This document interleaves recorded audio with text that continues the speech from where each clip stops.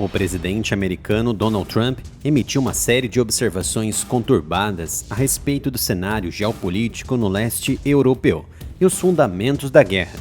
Trump acredita que a Ucrânia deveria realizar novas eleições para solucionar uma questão inicial que envolve a Constituição do país e as leis eleitorais.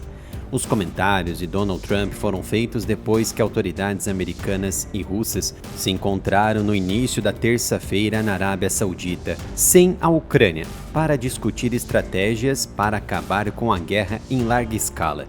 Falando sobre o motivo pelo qual a Ucrânia não estava presente nas negociações, Trump culpou o país invadido em 24 de fevereiro de 2022 pela guerra atual e por não fazer um acordo para alcançar a paz. Os comentários ecoam declarações anteriores de Donald Trump, nas quais ele culpou Zelensky e o governo Joe Biden pelo conflito desencadeado pela Rússia.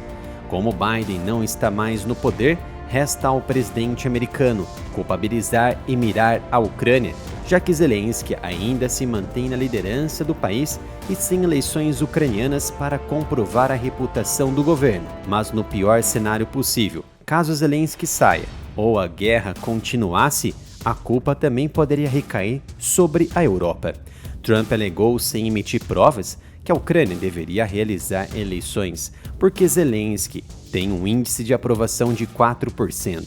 A afirmação contradiz uma pesquisa recente do Instituto Internacional de Sociologia de Kiev, que mostra que, em dezembro de 2024, 52% dos ucranianos confiavam em Zelensky. No entanto, entra outra questão: a propaganda por parte do Kremlin, que promove a narrativa de que Zelensky é um líder ilegítimo, baseando-se na premissa de que seu primeiro mandato presidencial deveria terminar originalmente em 20 de maio de 2024.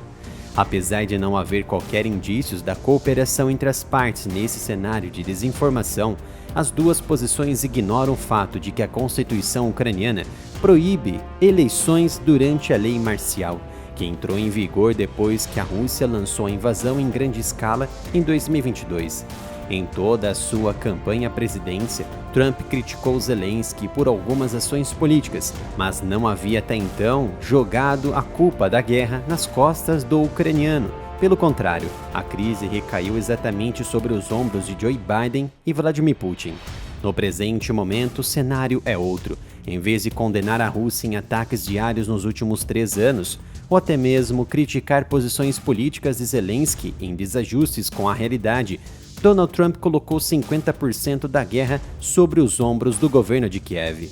Isso é correto? Do ponto de vista prático bélico, não. A invasão ocorreu pela desventura das fronteiras ucranianas pela Rússia. Do ponto de vista geopolítico, a culpa é de Biden, a OTAN e do próprio Putin.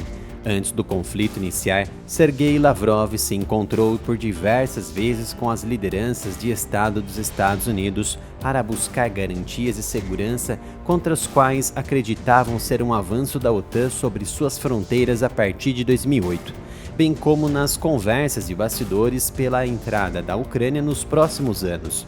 Para Trump, esses dois cenários não existiram. Segundo ele, a Ucrânia tem uma liderança agora que permitiu que a guerra continuasse. Ao mesmo tempo, o presidente dos Estados Unidos elogiou as negociações em Riad como muito boas, alegando que a Rússia quer fazer alguma coisa e parar a barbárie selvagem. A reunião entre Estados Unidos e Rússia na Arábia Saudita terminou sem acordos concretos sobre o fim da guerra. Isso já era esperado. Desde que as conversações começaram, o encontro serviria para criar um esboço para negociações futuras, mas a ausência da Ucrânia serve como uma tensão para Kiev e seus parceiros. A Europa não gostou das negociações. Nos bastidores, a situação é ainda pior. Os líderes europeus já estariam se prontificando duramente para enviar tropas de paz na Ucrânia, mas ainda não se sabe se é imediatamente ou no pós-guerra. A delegação dos Estados Unidos, liderada pelo secretário de Estado Marco Rubio, enfatizou que as negociações eram apenas o começo de uma longa e difícil jornada e do processo sério para acabar com a invasão em larga escala na Ucrânia. Marco Rubio afirmou anteriormente que tanto a Europa quanto a Ucrânia estariam envolvidas quando as negociações oficiais estivessem em andamento. Ou seja, todo esse processo é o esboço para um acordo final. Apresento a minha loja de camisetas do canal, umapinca.com/área militar. Aqui você vai encontrar camisetas de ótima qualidade, com estampas incríveis para todos os gostos, do Brasil, dos Estados Unidos, da Ucrânia e da Rússia. Basta acessar umapinca.com/área militar.